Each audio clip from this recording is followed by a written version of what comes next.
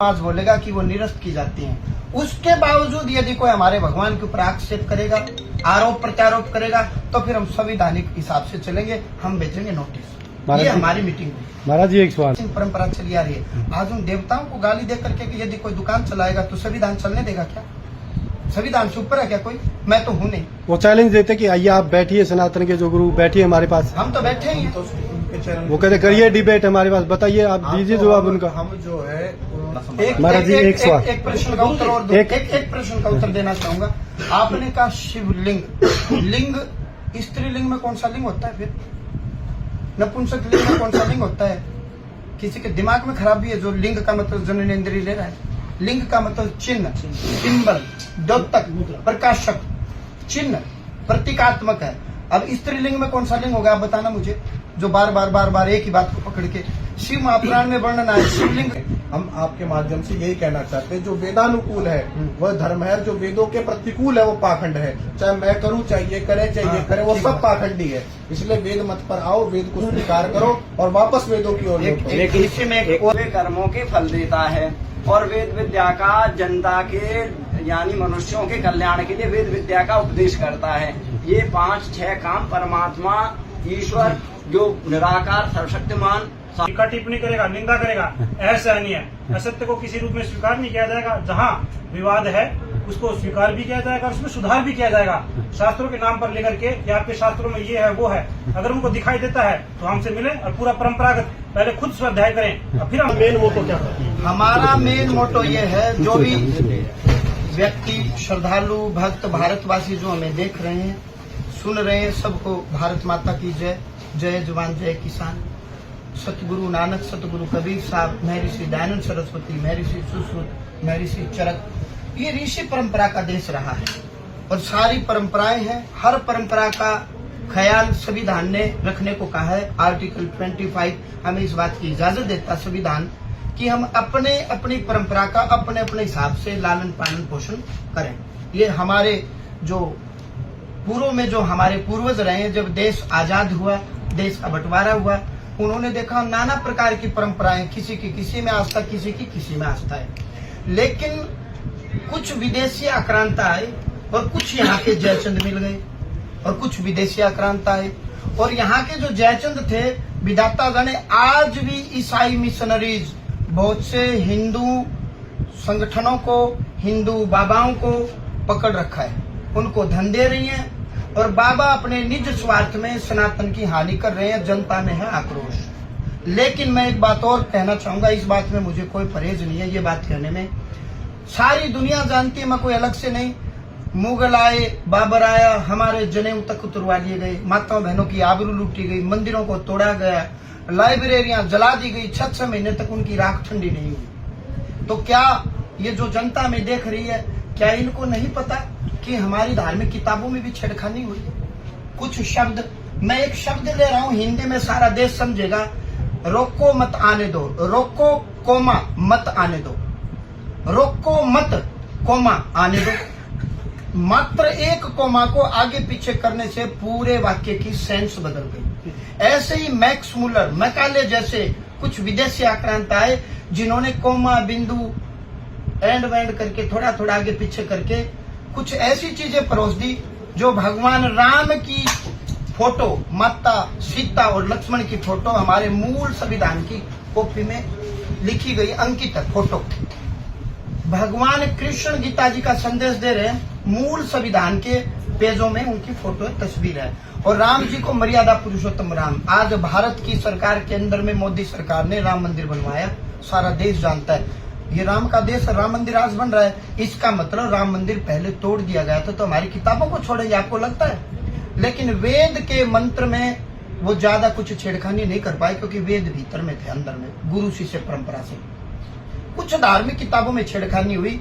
उन किताबों का आलम्बन लेके कोई मीडिया कर्मी, कोई व्यक्ति, कोई बाबा यदि जनता को भड़का रहा है, ये भी कल्याणकारी नहीं है, ये ठीक नहीं है। उन किताबों में शुद्धि हो, हम सब महात्माओं ने विचार किया है, एक कमेटी गठित की है, और वो शुद्धि हास्य धाम में नहीं होगी।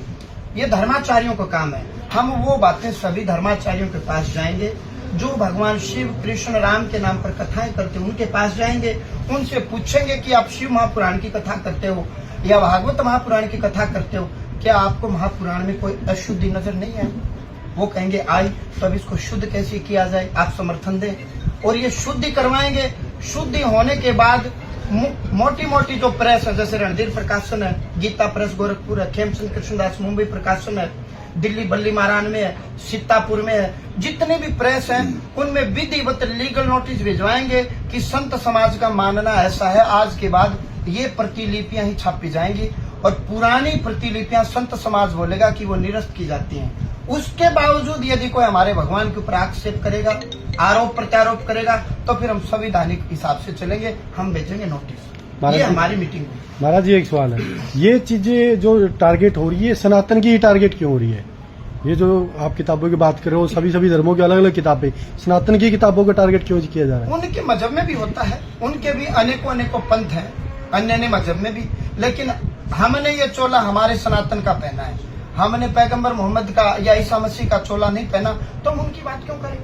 हम अपने घर में सुधार करें, अपने गिरेबान में जाके दोस्त पराया देखी करी चला असत अपनी याद में आवे जिनका दिन अंत। आप प्रश्न समझ नहीं पाए कि ये सवाल ये है कि ये जो लोग जो टारगेट करते हैं सनातन को, इस सनातन को ही क्यों टारगेट करते हैं? वो इसलिए टारगेट करते हैं क्योंकि सनातन मूल विचारधारा है और सनातन के कुछ महात्मा निज स्वार्थ में, कुछ व्यक्ति, कुछ ऑर्गेनाइजेशन, कुछ संगठन, मैं किसी का नाम नहीं ले रहा, लेकिन शुरू से ही आदि अनादि काल से भारत प्रबुद्ध और संपन्न देश रहा है।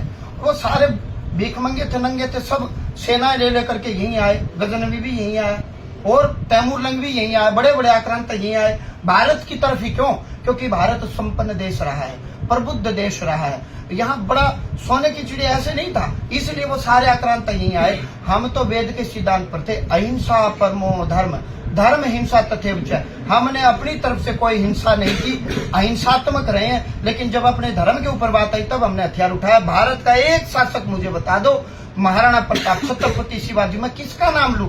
एक शासक ऐसा बता दो जो विदेश की धरती पर किसी को लूटने गया हो। मैं हजारों विदेशी आक्रांताओं के नाम बता दूंगा जो अपनी धरती से उठ करके आए, हमारे जनेऊ उतरवाए, हमारी लाइब्रेरियां जलवाई, हमारी आबरू लूटी, हमारे मंदिरों को लूटा। अनेक उदाहरण बता दूंगा। महाराज जी, कोई भी संत है, कोई भी व्यक्ति अपना प्रचार कर रहा है, अपने लिए कर रहा है, कोई कुछ दे रहा है, कोई कुछ दे रहा है उस चीज के, लेकिन वो सनातनों को टारगेट करके वो चीजें दिखा रहा है या दर्शा रहा है या प्रचार कर रहा है, उसके बारे में आपकी व्यक्तिगत राय क्या है? मेरी व्यक्तिगत कुछ नहीं है, भारत का संविधान कर रहा है। आप अपनी परंपरा का अपने हिसाब से, अपने ज्ञान बुद्धि विवेक से अपने भगवान की भक्ति पूजा इबादत कर सकते हो। मैं संविधान से ऊपर तो हूँ नहीं। हमारा संत समाज का केवल एक ही सिद्धांत है, जो हमारी कुछ धार्मिक ग्रंथ, कुछ धार्मिक ग्रंथों में कुछ चीजें, मैंने अभी उदाहरण दिया ना, वो कोमा के पीछे कर दिया, और एक ही शब्द के पर्यायवाची अनेक शब्द होते हैं। शब्द एक है लेकिन उसके अर्थ अनेक निकलते हैं। कुछ जानबूझ के तोड़ मरोड़ करके वो कुछ चीजें पेश कर दी गई और केवल उन्हीं को दिखा दिखा करके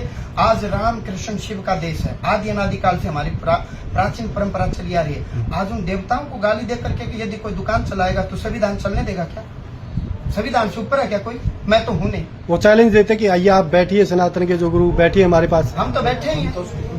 वो कहते करिए डिबेट हमारे पास, बताइए आप, दीजिए जवाब उनका। हम जो है उन्होंने जो चैलेंज दिया है, जो भी चुनौती दी है, उसको हम सर स्वीकार करते हैं। वो आए और हमारे साथ जो भी शास्त्रार्थ, उस साइड से वो भी कह रहे हैं आए, इस साइड से आप भी कह रहे हो आए, तो समाधान क्या है? पत्रकार महोदय, आप सब पत्रकार जाएं और पहले उनसे ये पूछो कि वेद कुल कितने और वेद के ऋचा कितने और कंठस्थ वो वेद को सुना दें, और यहाँ से हम एक व्यक्ति भेजेंगे जो कंठस्थ वेद को सुना देगा। फिर आर्गुमेंट। कंठस्थ तो अलग बात है। हम ये कह रहे हैं कि आप यजुर्वेद का पहला मंत्र है, अगर उसको सस्वर भी बोल दो तो हम आपका नाम लेने के लिए तैयार हैं। गुरुजी, आप आर्य समाज से हैं और मैंने आपकी काफी वीडियोस देखी है जी। एक सवाल आपसे शायद मीडिया कर्मियों ने पूछा हो या न पूछा, मेरे को नहीं पता। जैसे वो सीधा आरोप आर्य समाज की पुस्तकों के ऊपर लगा रहे हैं कि उनके अंदर लिखा हुआ वो दिखा रहे हैं, क्या आपने उनके ऊपर कुछ सेक्शन या फिर वो जो बुक बता रहे हैं, क्या आपकी बुक में ऐसा कुछ लिखा हुआ है तो भगवान शिव जी के बारे में? जी नहीं, हमने इसका उत्तर मैं देता हूँ जी। हम सारे ग्रंथ लाए हुए हैं और आप मीडिया कर्मी हो, आप भी बुद्धिमान हो जी। महाराज शिव को एक कैलाश का बहुत बड़ा राजा कहा है स्वामी दयानंद जी ने, और जो वो शब्द लिखा है उस पर तो बहुत आश्चर्य किया है। बोले तुम्हें लज्जा नहीं आती? अपने महापुरुष का एक अंग काट करके उसका ये कर रहे हो कि लज्जा नहीं आती? इस प्रकार का शब्द है वो। आर्य समाज अभी हम दिखाएंगे। आर्य समाज के बारे में एक इसको पूरा करते हैं। आचार्य जी ने हमें सिखाया है, जहाँ वो प्रकरण आया है उस प्रकरण के बाद विस्मयादि बोधक चिन्ह लगाया गया है। अब उस चिन्ह के विषय में किसको ज्ञान होगा? जो गुरुकुल में गया हो, जिसने अध्ययन किया हो, उसके विषय में पता होगा। उसमें हम आपको दिखा भी देंगे, हम लाए हुए हैं। उसके बाद चिन्ह लगाया हुआ है, वो चिन्ह आश्चर्य के लिए, वो कह रहे आश्चर्य है, तुम अपने महापुरुषों को ऐसा बता रहे हो, ऐसा बता रहे। तो वो इसलिए। और ये बेचारे पढ़ते तो है नहीं, कभी कोई शिक्षा गुरुकुल संस्कृत कुछ अध्ययन हो तो अलग बात है, अब उसको छोड़ देते हैं और अपना कुछ के अर्थ के अनर्थ कर देते हैं। मतलब स्वामी जी को कहीं ना कहीं आप ये कहना चाहते हैं कि क्या आर्य समाज उस अंग के बारे में, जैसे महाराज जी ने बताया, शिवलिंग के खिलाफ है? नहीं, देखो हमने जो भी जितनी भी हमारी विचारधारा है, हमारी विचारधारा पूरी वेदों के अनुकूल है। आप बताओ, जितने भी लोग यहाँ बैठे हुए हैं, सनातन धर्म का प्रत्येक व्यक्ति जो भी सनातन धर्म को मानता है, सनातन धर्म को मानना अर्थात राम और कृष्ण को जो अपना आदर्श मानता है, वो वेदों को मानता है। और हमारे यहाँ कहा गया वेदो अखिले धर्म मूलम, वेद ही अखिल धर्म का मूल है। और नास्तिको वेद निंदक, जो वेद की निंदा करता है, जो वेद को नहीं मानता, वो नास्तिक है, सीधी बात है। तो हमारा प्रथम संविधान, इस सृष्टि का संविधान वेद है। तो जो वेदों में बताया गया हम उसके अनुकूल चल रहे हैं। और तुमको कोई समस्या है, तुमने कई बार चुनौती दी है, तो हम कहते हैं भाई पहली बात तो तुम्हारी योग्यता क्या है। हमारे तो जितने विद्वान बैठे हुए, व्याकरण से लेकर के पूरे सामने विद्या प्राप्त करते हैं, गुरुकुल में रहते हैं, आपने किस शास्त्र का पूरा अध्ययन किया है ये बताओ, और आप किस विषय पर किन शास्त्रों को लेकर के हमारे साथ चर्चा करोगे ये बताओ। विषय निश्चित करो, विषय निश्चित कर लो, आओ बैठो विनम्रता पूर्वक। ठीक, हमारी कोई किसी से लड़ाई नहीं, किसी से झगड़ा नहीं। अब भी हम आर्य समाज के लोग, सनातन धर्म को मानने वाले प्रत्येक व्यक्ति, हम आपके माध्यम से हाथ जोड़ करके निवेदन करते हैं, किसी को कोई शंका है तो वो आकर के हमारे बीच में बैठे और अपना समाधान। एक प्रश्न का उत्तर और एक प्रश्न का उत्तर देना चाहूंगा। आपने कहा शिवलिंग, लिंग स्त्रीलिंग में कौन सा लिंग होता है? फिर नपुंसक लिंग में कौन सा लिंग होता है? किसी के दिमाग में खराबी है जो लिंग का मतलब जननेन्द्रिय ले रहा है।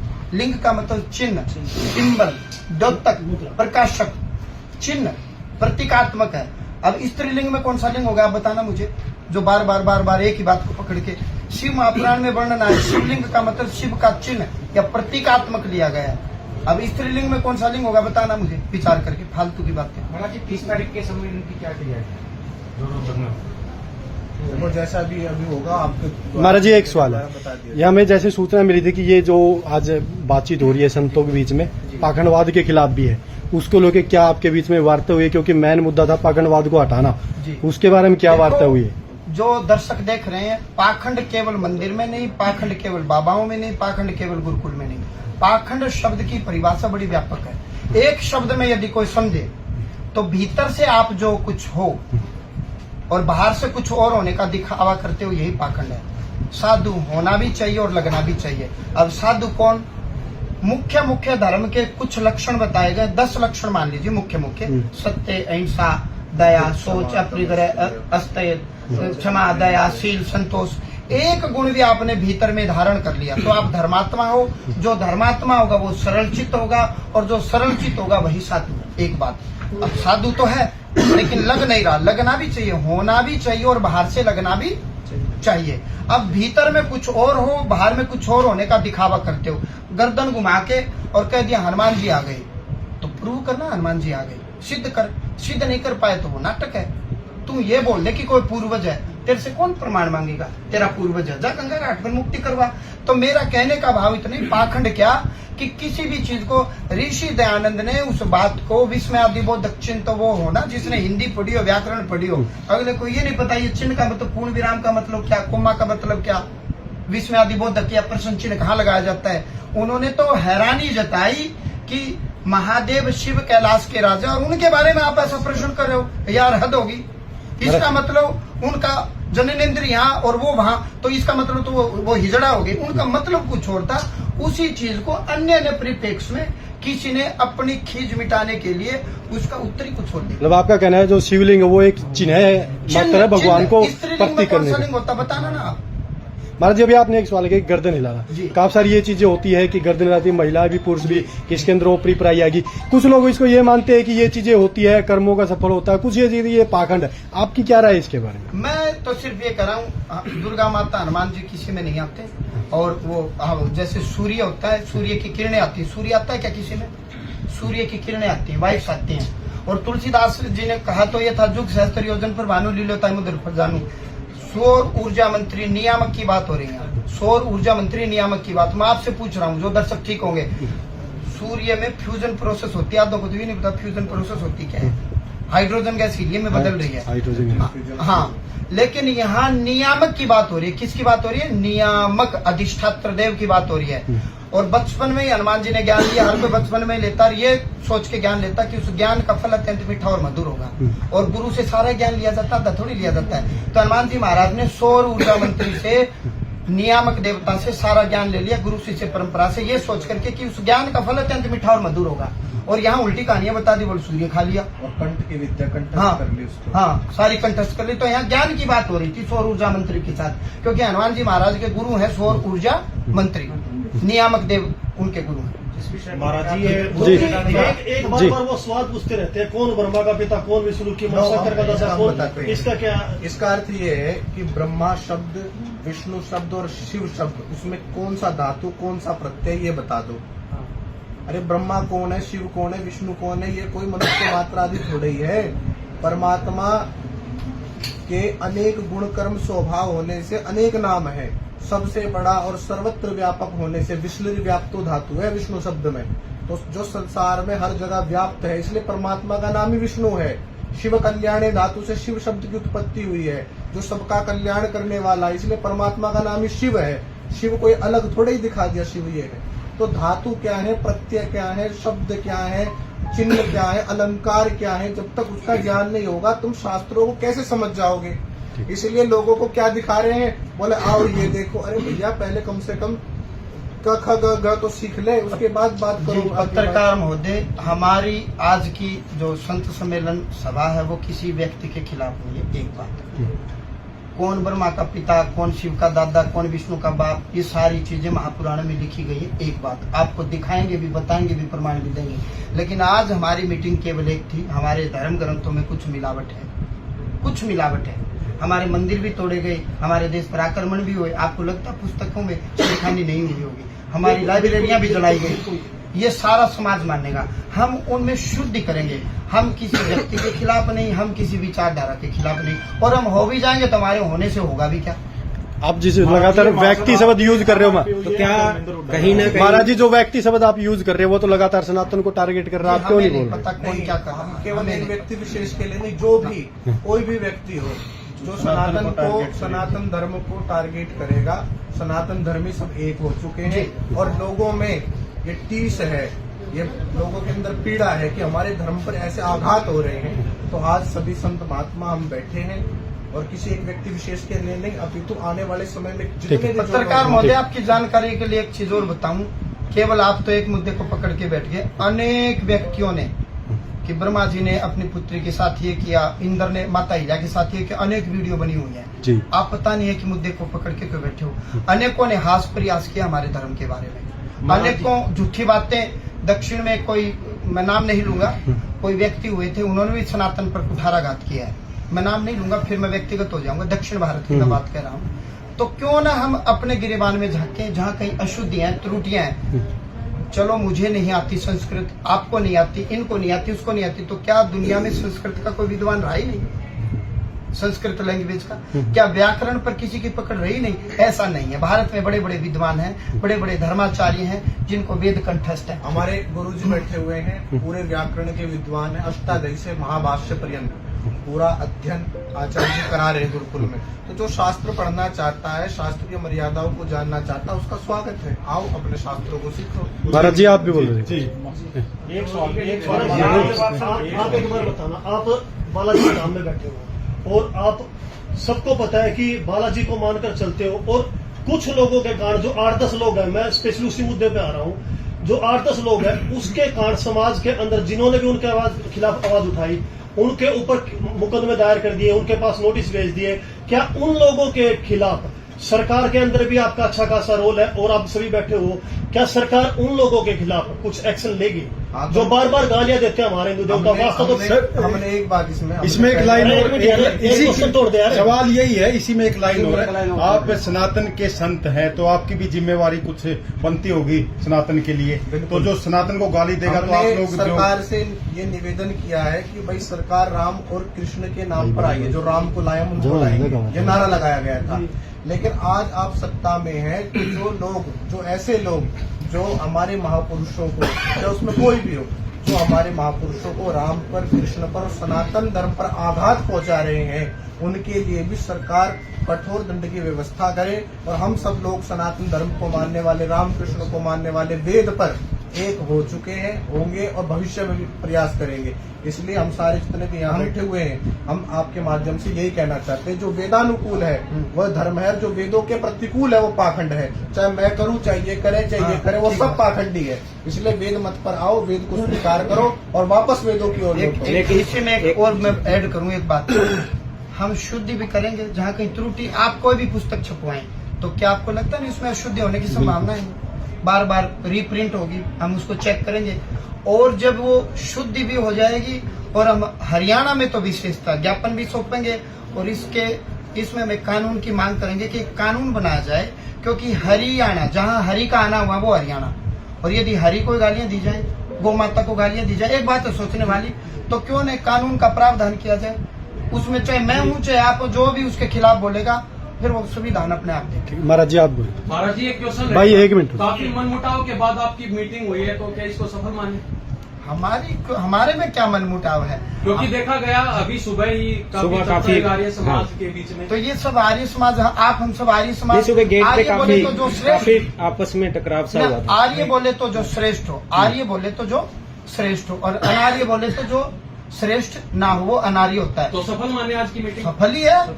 हमने तो सफल है, हमने तो एजेंडा, हम तो एजेंडा बैठ के चर्चा हुई, आगे चर्चा करते रहेंगे। क्या हमारे बीच में कोई मनमुटाव है? हम सब वेद के नाम पर एक हो चुके हैं, राम कृष्ण के नाम पर एक हैं, और जो राम को, कृष्ण को, सनातन धर्म को टारगेट करता है, हम सनातन धर्म और सनातन संसद, धर्म संसद, उसके खिलाफ एक्शन लेंगे और सरकार से भी हम निवेदन करेंगे। महाराज जी एक क्वेश्चन है, उनका ये कहना है कि आर्य समाज जो है ये रामकृष्ण को नहीं मानता, लेकिन आज अपने स्वार्थवश राम और कृष्ण का नाम लेके जो है उनका विरोध करने में सनातनियों को इकट्ठा कर रहा है, इसके लिए क्या जवाब? देखो, उन्होंने सत्यार्थ प्रकाश में बहुत चीजें पढ़ी, लेकिन शायद पूर्वाग्रह से ग्रसित होने के कारण उन्होंने ये नहीं पढ़ा कि स्वामी दयानंद ने ये लिखा है कि श्री कृष्ण जी महाराज जिन्होंने जन्म से लेकर मृत्यु पर्यंत कोई पाप नहीं किया, वो आप्त पुरुष हैं, और उनके आदर्शों को हम अपने जीवन में धारण करें। आर्य समाज जब नारे लगाता है तो सबसे पहले मर्यादा पुरुषोत्तम श्री रामचंद्र जी महाराज की जय और योगीराज श्री कृष्ण जी की जय करके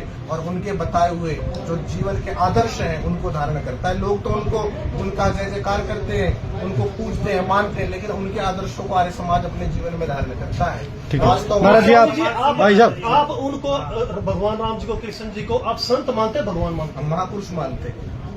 और जिस रूप में भगवान मानते हैं समाज में, भगवान नहीं राम को नहीं मानते, कृष्ण को नहीं मानते, भगवान इस रूप में नहीं मानते, भगवान से पीड़ित नहीं होगा। भगवान मतलब क्या है बताओ? नहीं, आस्तिक और नास्तिक के बीच में आपकी ये बात चलती है, समाज वाले भगवान को नहीं मानते। अरे मानते ही आर्य समाजी हैं, आपको मानते ही आर्य समाजी। नहीं, मैं बोलता हूँ, ऐसे तो प्रश्न कभी खत्म नहीं होंगे।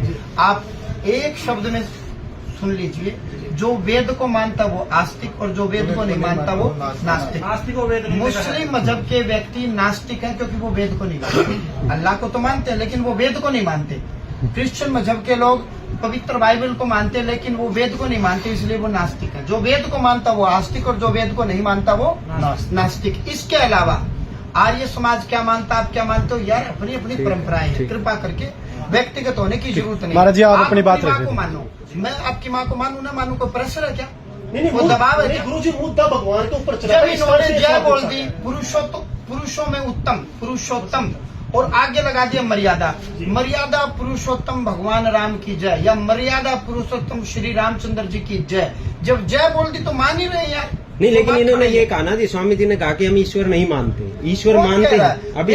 वेदों को मानते ठीक है, हैं तो इस- वेद को जो ठीक है। मानता है। सुनो एक बार ज्ञान- महाराज आप अपनी एक बार बात सुनो रखो। पहले, सुन लो, बात पूरी करो, एक मिनट सुन ले, बात सुन पूरी ले। करो। ईश्वर उसको कहते हैं जो संसार को बनाता है और संसार को चलाता है और अंत में इसका प्रलय करता है और जीवात्मा के किए हुए कर्मों के फल देता है। और वेद विद्या का जनता के यानी मनुष्यों के कल्याण के लिए वेद विद्या का उपदेश करता है। ये 5-6 काम परमात्मा ईश्वर जो निराकार सर्वशक्तिमान सारे संसार में अनादि और अनंत है, उसको ये तो राम है, अपने महापुरुष है। सत्यार्थ प्रकाश में आप देखो रामायण के पढ़ने की बात कह रखी है, सत्यार्थ प्रकाश में आप देखो महाभारत के पढ़ने की बात कह रखी है, और सत्यार्थ प्रकाश में आप देखो ये अपने कृष्ण जी महाराज को तो आप तो पुरुष कह रखा है, यूं कह रखा है कि जन्म से लेके मृत्यु पर्यंत इन्होंने कोई गलत काम नहीं किया। तो ये भी तो देखो। अब मैं संक्षेप में बता दूं, ठीक। संक्षेप में देखो प्रश्न बहुत है, संक्षेप में बताऊं। हम यहाँ एकत्रित हुए सनातन के झंडे के नीचे। एक बात, हमारा मुद्दा है सनातन। हम व्यक्तिगत ना किसी व्यक्ति के खिलाफ है ना किसी परंपरा के खिलाफ है, ये मैं क्लियर कर दूं। हमारा मुद्दा केवल सनातन है। हम सनातन की बात करें। आज आर्य समाज को किसी व्यक्ति से ना जोड़ा जाए कि आप उस व्यक्ति के खिलाफ हो। आर्य समाज इतना छोटा और अच्छा नहीं है कि आज किसी अमुक व्यक्ति के साथ जोड़ करके उसके कद को नीचे कर दोगे। To be very frank, honestly बता रहा हूँ। आर्य समाज एक बहुत बड़ी संस्था रही। वीर भगत सिंह आर्य समाजी रहे, लाला लाजपत राय आर्य समाजी रहे, महात्मा हंस राज चंद्रशेखर आजाद। हाँ बताओ कितने बड़े बड़े योद्धा रहे। आज आप किसी व्यक्ति से जोड़ के क्या उसकी परंपरा को इतना छोटा ना। आप अच्छाई देखो। आज हमारा मुद्दा केवल हमारे धर्म ग्रंथों में जो कोई त्रुटि है, जो कोई भी कोमा बिंदी आगे पीछे लगा करके शब्द के अर्थ का अनर्थ कर दिया गया, उसको ठीक करने के लिए ये मीटिंग की। हाँ, करेंगे, 1000% करेंगे। और ठीक करने के उपरांत संत समाज से ठीक करवाएंगे। जो जितने भी महात्मा उन्हीं से ठीक करवाएंगे, उन्हीं से बयान दिलवाएंगे। और फिर हरियाणा में कानून बनाएंगे कि आज के बाद जो हमारे आराध्य पर टीका टिप्पणी करेगा, कानून फिर उसको देखेगा। महाराज जी आप अपनी बात चाहे रखो। आप अपनी बात। आज की मीटिंग है सब संतों का उद्देश्य लक्ष्य है, ये संवाद के रूप में लिया गया है, ना कि शास्त्रार्थ के रूप में। और शास्त्रार्थ की मर्यादाएं होती है, जो हमें शास्त्रार्थ के लिए चुनौती देते हैं वो शास्त्रार्थ को समझे, तो शास्त्र की मर्यादा को समझे। और रामकृष्ण को नहीं मानते किस रूप में? हम रामकृष्ण को चोर नहीं मानते, जार नहीं मानते, चूड़िया बेचने वाला नहीं मानते। हम मर्यादा पुरुषोत्तम मानते हैं और योगेश्वर मानते हैं। और जो राम को मानता है वो राम की माने, राम को मानने वाले राम की माने, मर्यादा में जिए राम की तरह। केवल जयकारे लगाने से और तिलक लगाने से बात नहीं बनेगी। राम की तरह जीना पड़ेगा, गीता को जीना पड़ेगा। बात करने वाले केवल बातों तक ना रहें, उसको अपने आचरण में लाएं। और जो हमारे धर्मशास्त्र ग्रंथों के प्रति टीका टिप्पणी करेगा, निंदा करेगा, असहनीय है। असत्य को किसी रूप में स्वीकार नहीं किया जाएगा। जहाँ विवाद है उसको स्वीकार भी किया जाएगा, उसमें सुधार भी किया जाएगा।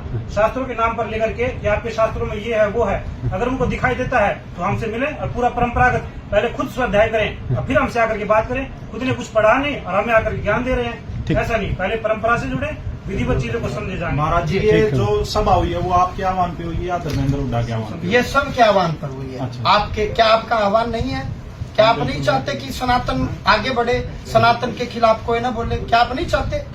हम भी चाहते हैं। आज समाज से एक बात आई, सामने से एक बात आई, हमें भी ये बात दिखाई दे रही है। लेकिन जब समाज विचार है तो हमने ये वस्त्र सनातन के नाम पर पहने हैं। और सनातनी धार्मिक ग्रंथों का कोई मुद्दा है तो फिर वो आचार्य जगत गुरु शंकराचार्य, महामंडलेश्वर या जो भी अन्य जितने भी संप्रदाय परंपरा के एकत्रित करना उनका हमारा दायित्व, धर्म, फर्ज, कर्तव्य बनता है। और इस बहस को हम आगे तक लेके जाएंगे। बहुत ठीक है। आरएसएस ने हमेशा ही सनातनी मजबूती के लिए प्रयास किया। आरएसएस की तरफ से आपने किसी को निमंत्रण नहीं दिया, उन्होंने देश के लिए बहुत कुछ किया है। किनको नहीं? आरएसएस जो लगातार मोहन भागवत लगातार नहीं, संघ को भी लाएंगे, हम लाएंगे आरएसएस को भी लाएंगे। ऐसा नहीं है कि नहीं दिए, ठीक है। निमंत्रण नहीं दिया।